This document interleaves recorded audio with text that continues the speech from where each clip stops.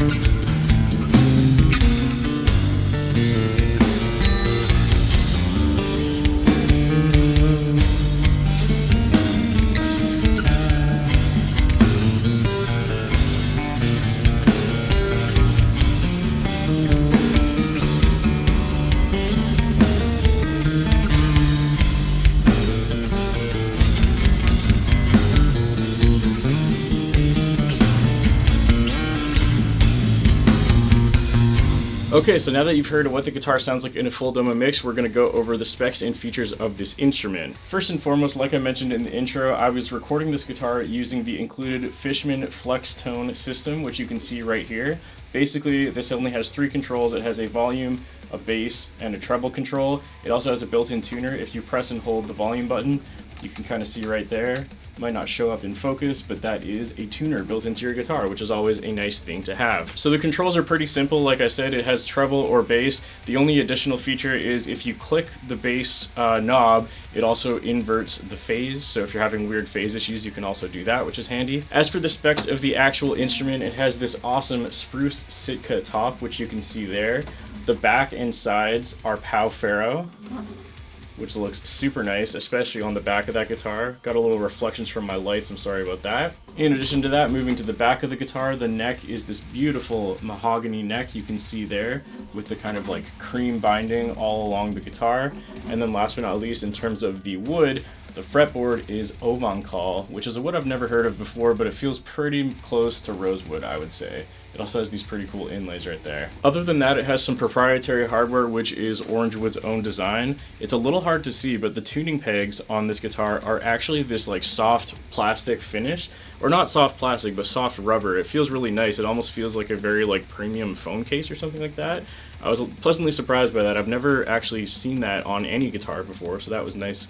And I don't know, just a cool little touch. So that's pretty much it in terms of the specs of this instrument. And obviously, again, like I was saying in the intro, the most important and unique feature of this guitar is that baritone scale length, which once again is 27 inches.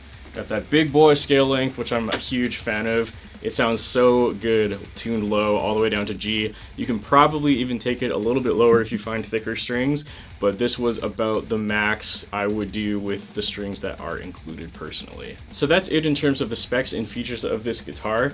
The only thing I want to do real quick is just play the guitar acoustically, since I know not everyone is going to want to plug it into an interface and add effects. They want to hear what it sounds like in a room. So using the same mic that is attached to my camera that you're hearing me talk through right now, you're going to hear what this guitar sounds like in my room as is.